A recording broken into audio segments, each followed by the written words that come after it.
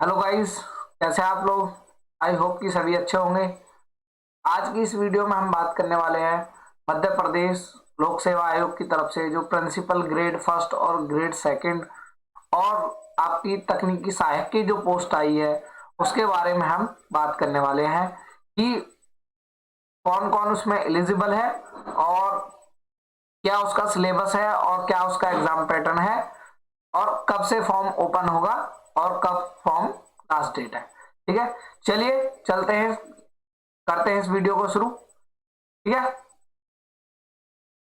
भाई, मैं बता दूं आपको, ये जो मध्य प्रदेश की आपकी तकनीकी सहायक और प्रिंसिपल की ग्रेड फर्स्ट और सेकंड और उप संचालक की जो वैकेंसी है, इसमें नंबर ऑफ वैकेंसी जो है 198 है। कितनी है? 198 वैकेंसी है। अगर यूआर की बात करें तो देखो, कुछ वैकेंसी इसमें ऐसी हैं जिन पे आपको एक्सपीरियंस मांगा गया हुआ है कि कुछ वैकेंसी ऐसी हैं जिनमें आपको, जैसे प्रिंसिपल ग्रेड 1 की जो वैकेंसी है उसमें आपका एक्सपीरियंस मांगा गया है। और ग्रेड सेकंड की जो वैकेंसी है या सहायक संचालक तकनीकी की जो वैकेंसी है, इसमें बीटेक वालों से कोई एक्सपीरियंस नहीं मांगा है। बीटेक वालों से आपका कोई भी एक्सपीरियंस नहीं मांगा है, यानी कि सब लोग एलिजिबल हैं अगर फ्रेशर हो तो आप। तो ये बहुत अच्छी अपॉर्चुनिटी है। टोटल पोस्ट 198 के अप्रोक्स है।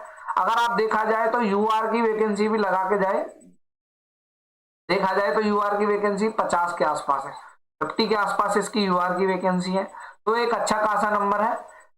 और अगर मैं बात करूं, ये यूआर में उन पोस्ट की बात कर रहा हूं, यूआर सिर्फ उन वैकेंसी की बात कर रहा हूं जिनमें फ्रेशर एलिजिबल है, फ्रेशर एलिजिबल है।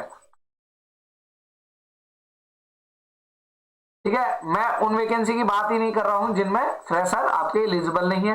तो हम अगर बात करें तो सहायक संचालक तकनीकी और जो आपका प्रिंसिपल ग्रेड सेकंड की पोस्ट है उसके लिए हम एलिजिबल है। और उसमें सिर्फ डिप्लोमा वालों से आपका एक्सपीरियंस मांगा है, बीटेक वालों से कोई एक्सपीरियंस नहीं मांगा है। इसका जो फॉर्म स्टार्टिंग डेट हो रहा है वो 18 अप्रैल से स्टार्ट हो रहा है।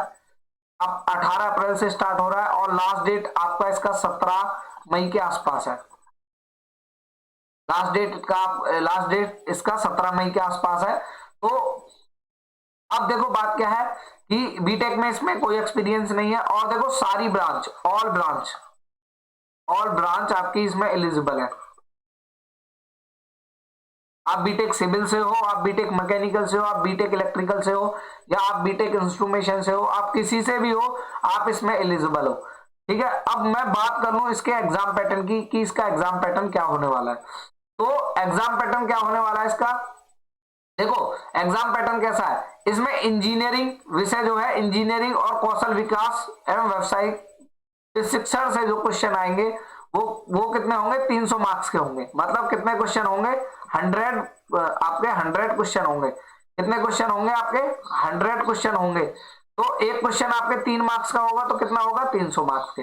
अगर मध्य प्रदेश के जीके राष्ट्रीय अंतरराष्ट्रीय स्तर की सामान्य ज्ञान, मतलब अगर मैं बात करूं मध्य प्रदेश का जो जीके होगा उसकी बात करूं और इंटरनेशनल या राष्ट्रीय जो नेशनल हमारा जीके होगा उसके बारे में बात करूं, और उसमें आपका साथ में कंप्यूटर का भी ज्ञान होना चाहिए, मतलब कंप्यूटर से रिलेटेड भी क्वेश्चन आएंगे तो वो आपके 150 मार्क्स के। मतलब कितने क्वेश्चन होंगे, 3 मार्क्स का एक क्वेश्चन, तो 50 बराबर 150।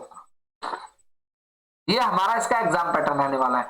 क्या क्या एग्जाम पैटर्न रहने वाला है, मैंने आपको बता दिया कि जीके आएगा जिसमें 50 क्वेश्चन होंगे और 50 क्वेश्चन आपके, एक क्वेश्चन 3 नंबर का है तो टोटल मिला के कितने, 150 मार्क्स का रहेगा।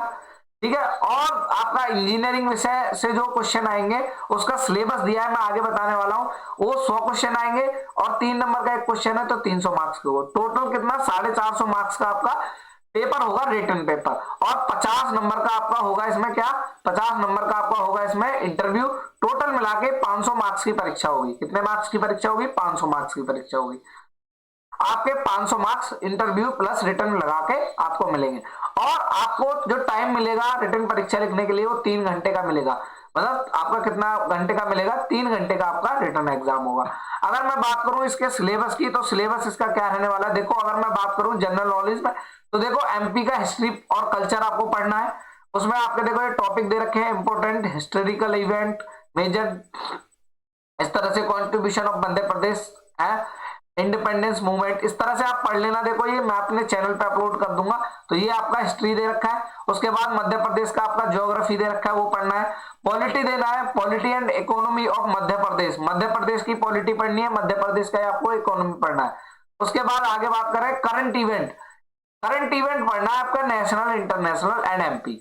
मतलब करंट जो रहेगा, करंट आपका रिलेटेड किस किस से रहेगा, मध्य प्रदेश से भी, नेशनल भी पूछेगा और आपका ये इंटरनेशनल भी, आपका इंटरनेशनल।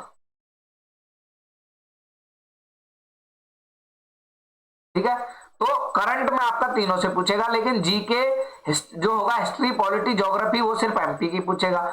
और यहां से कुछ क्वेश्चन आएंगे आपके कंप्यूटर से रिलेटेड, मतलब इंफॉर्मेशन एंड कम्युनिकेशन टेक्नोलॉजी। यहाँ आपका electronics, computer, information and communication of technology, robotics, artificial intelligence, cyber security, e governance और internet and social networking site and e commerce, ये आपके टॉपिक दिए हैं, इसमें आप पढ़ लेना। ठीक है, इससे आगे मैं अगर मैं बात करूं, इससे आगे मैं बात करूं तो अब मैं बात कर लेता हूं जो आपका इंजीनियरिंग का सिलेबस है। इंजीनियरिंग में skill development and vocational training, ये पार्ट भी है। ये हमारा आएगा 300 नंबर का। कितने नंबर का आएगा, ये हमारा 300 नंबर का आएगा।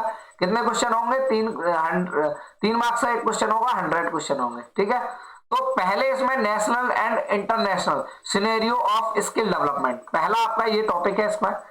इसमें 10 मॉड्यूल दे रखे हैं। पहला मॉड्यूल आपका ये है। ठीक है, दूसरा मॉड्यूल क्या है, status of vocational education in Madhya Pradesh, status of vocational education in Madhya Pradesh, ये आपका दूसरा मॉड्यूल है।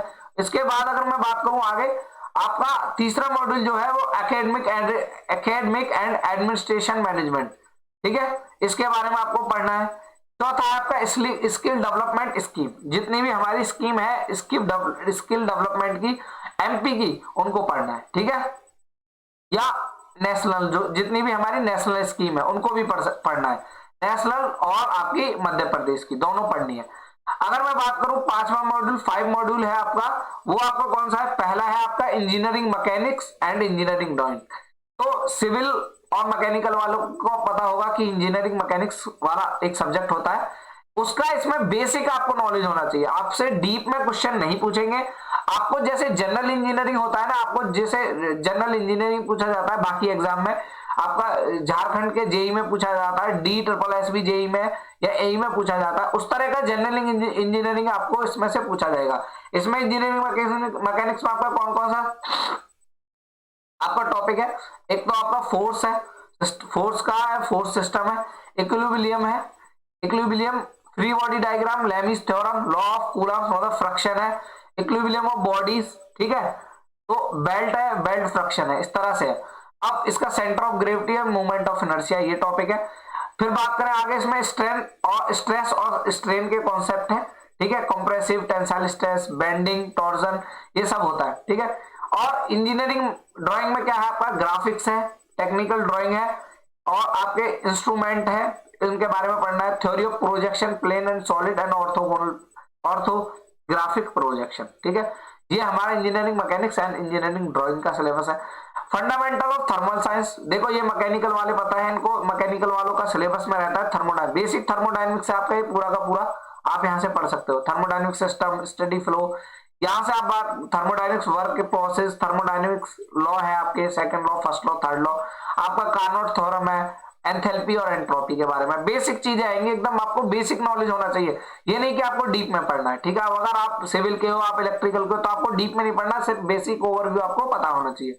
उसके बाद आपका आईसी इंजन के बारे में basic 2 stroke 4 stroke IC engine होता है। इसके कुछ साइकिल होते हैं जिन पर वर्क करता है आईसी इंजन, आपका ऑटो साइकिल, डीजल साइकिल होता है, डुअल साइकिल होता है, इस तरह से होता है। फिर आपको बेसिक ऑफ रेफ्रिजरेटर के बारे में पढ़ना है, रेफ्रिजरेशन एंड एयर कंडीशनिंग का इसका बेसिक पढ़ना है आपको। ठीक है, कि रेफ्रिजरेटर के बारे में और एयर कंडीशनिंग के बारे में उसका भी आपको बेसिक नॉलेज होना चाहिए। ठीक है, उसके बाद करूं तो मैं वर्कशॉप के बारे में पढ़ना है। वर्कशॉप मतलब देखो आपको, मैं बात करूं तो आपको मैन्युफैक्चरिंग प्रोसेस के बारे में पढ़ना है, उसकी टर्मिनोलॉजी के बारे में पढ़ना है। मटेरियल साइंस आपने एक सब्जेक्ट सुना होगा, अगर आप सिविल के हो, इलेक्ट्रिकल के हो और मैकेनिकल के हो, तो आपको पता है कि बेसिक्स बेसिक सब्जेक्ट होता है आपका, तो मटेरियल साइंस के बारे में आप लोग को पढ़ना पड़ेगा। उसके जो प्रोसेस होते हैं, हीट ट्रीटमेंट प्रोसेस होते हैं, उसकी प्रॉपर्टी क्या होती है, ठीक है, उन सब के बारे में पढ़ना पड़ेगा। अब वेल्डिंग के बारे में पढ़ना है, ठीक है, टूल्स के बारे में पढ़ना है। उसके बाद वेल्डिंग के बारे में, आर्क वेल्डिंग होती है, गैस वेल्डिंग होती है, सोल्डरिंग, ब्रेजिंग, ये सब वेल्डिंग के टाइप से ये आपको पढ़ना है, फेरस नॉन फेरस मेटल के लिए। फिर मेटल कटिंग है, मेटल कटिंग का भी आपको बेसिक नॉलेज होना चाहिए। मेटल कटिंग में जैसे ड्रिलिंग आता है, सेपर आता है, प्लेनर होता है, मिलिंग होता है, ठीक है, और ये सब चीजें आपको पढ़ना है, ठीक है। कटिंग पैरामीटर होता है, जैसे फीड होता है, स्पीड होता है, डेप्थ ऑफ कट होता है, इन सब के बारे में पढ़ना है। मैकेनिकल वालों को तो खैर ये सब चीजें पता होगी, बट सिविल, इलेक्ट्रिकल या अदर ब्रांच वालों को इतना नॉलेज नहीं होगा, तो ये आपको इसके बारे में डीप में नहीं पढ़ना है। मैकेनिकल वाले डिटेल में पढ़ते हैं, बट आपको बेसिक बेसिक पढ़ना है, ठीक है। कास्टिंग के बारे में पढ़ना है, हम कास्टिंग करके क्या क्या बना सकते हैं, ठीक है, पैटर्न होते हैं उसके, ठीक है, तो उसके बारे में पढ़ना है, उसके डिफेक्ट के बारे में। यहाँ देखो बेसिक इलेक्ट्रिकल साइंस है, बेसिक इलेक्ट्रिक साइंस, अगर किसी ने इलेक्ट्रिकल या मैकेनिकल वालों ने डीडीए का भी एग्जाम हुआ था, अगर डीडीए का एग्जाम दिया होगा तो वही जो बेसिक इलेक्ट्रिकल था वही सिलेबस है इसमें। नेटवर्क है सारे, नेटवर्क लॉ है सारे के सारे, थेवेनिन्स है, ठीक है, तो जितनी भी थ्योरम है, किरचॉफ है, किरचॉफ की थ्योरम है, principle of superposition, Norton theorem, maximum power transfer theorem, ये सब हमने पढ़ा है। एसी एनालिसिस है, ठीक है, ये सब के बारे में पढ़ना है। उसके बाद आप inductive, resistive, inductive and capacitive circuit होते हैं एसी में, उनके बारे में पढ़ना है, ठीक है। आरएलसी सर्किट बोलते हैं। रेजोनेंस के बारे में पढ़ना है, क्यू फैक्टर मतलब क्वालिटी फैक्टर के बारे में पढ़ना है, ठीक है। मैग्नेटिक के बारे में पढ़ना है, फिर ट्रांसफॉर्मर, ठीक है, तो इन सब के बारे में आपको पढ़ना है, ये बेसिक इलेक्ट्रिकल आपका। फिर इलेक्ट्रिक मशीन के बारे में पढ़ना है, 3 फेज इंडक्शन मोटर है, कंस्ट्रक्शन प्रिंसिपल है, इन सब के बारे में इसमें पढ़ना है आपको। ये बेसिक आपको इसका पता होना चाहिए कि क्या वर्किंग है, कौन कौन से फिनोमेना पे वर्क करते हैं, ठीक है, तो आपको ज्यादा डिटेल में पढ़ने की जरूरत नहीं है, ठीक है।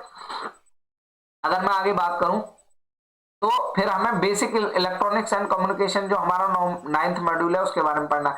तो इसमें देखो बेसिक पढ़ना है, इलेक्ट्रॉनिक्स वालों को पता होगा, इसमें क्या पढ़ते हैं, सीआरओ पढ़ते हैं, कैथोड रे ट्यूब जो होता है, सीआरटी, ठीक है, कैथोड रे ऑक्सीलेशन, इनके बारे में पढ़ते हैं। सेमीकंडक्टर के बारे में पढ़ते हैं, डायोड के बारे में पढ़ते हैं, PN junction, VI characteristic of ideal diode, LED, ये सब के बारे में पढ़ते हैं। हम फर्स्ट ईयर में पढ़ते हैं, आपको पता होगा जिसने बीटेक में फर्स्ट ईयर पढ़ा था उसमें ये बेसिक इलेक्ट्रॉनिक्स होता है हमारा। Half wave rectifier, full wave rectifier, bridge, passive filter, regulator, ये सब के बारे में होता है, ठीक है। उसके बाद जीनर डायोड, ये सब हम पढ़ते हैं, ठीक है। बाइपोलर जंक्शन, ट्रांजिस्टर, ये हम फर्स्ट ईयर में पढ़ते हैं, सब लोगों को पता है। ओपैम्प पढ़ते हैं, ओपैम्प मतलब ऑपरेशन एम्पलीफायर होता है, ओपैम्प पढ़ते हैं, जिसका डिफरेंशिएटर होता है, इंटीग्रेटर होता है, तो इन सब के बारे में हम पढ़ते हैं। ये लॉजिक गेट, नॉर गेट, ये सब के बारे, यूनिवर्सल गेट, ये सब के बारे में हम पढ़ते हैं, ठीक है।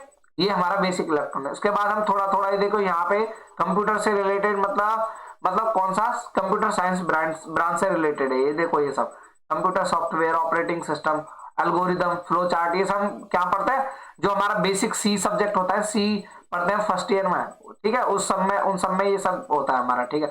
उसके बाद हम बात करें तो सिविल ब्रांच से रिलेटेड है, देखो सर्वेइंग के बारे में पढ़ते हैं, सिविल इंजीनियरिंग से रिलेटेड है, बिल्डिंग मतलब बिल्डिंग मटेरियल, बिल्डिंग कंस्ट्रक्शन, ये सब हमारा किसका है, सिविल का है। उसके बाद यूनिट ऑफ डिफरेंट फ्लूइड्स, हम फ्लूइड के बारे में पढ़ते हैं, जो मैकेनिकल वाले पढ़ते हैं, फ्लूइड मैकेनिक्स बोलते हैं जिसको, ठीक है, उसमें हम किस किस के बारे में पढ़ते हैं, फ्लूइड के बारे में पढ़ते हैं, ठीक है। फ्लो के बारे में पढ़ते हैं, कौन कौन सा फ्लो रहता है, लेमिनार होता है, टर्बुलेंट होता है, इस तरह से, ठीक है। उसके बाद हम ये पढ़ते हैं, हम सीपीएम पार्ट, इन सब के बारे में पढ़ते हैं, ठीक है।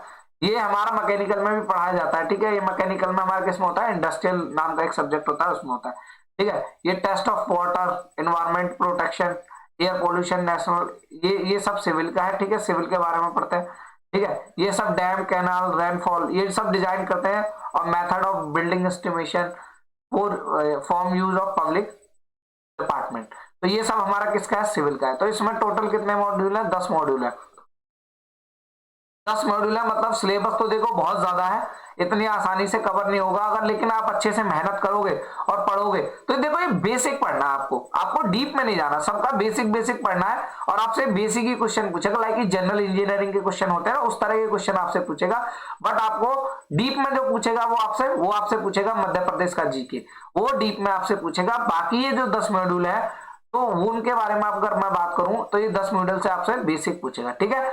आई होप कि आपको ये वीडियो पसंद आई होगी और ज्यादा से ज्यादा इस वीडियो को क्या करना है, आपको शेयर करना है, चैनल को सब्सक्राइब करना है और उन लोगों तक पहुंचा दो जिनको पता भी नहीं है, बीटेक वालों जो परेशान है उनके लिए एक अच्छी अपॉर्चुनिटी है। मैं बता रहा हूं अगर मेहनत करेंगे तो एक अच्छा मौका है। ठीक है, तब तक के लिए शुक्रिया, मिलते हैं हम नेक्स्ट वीडियो में।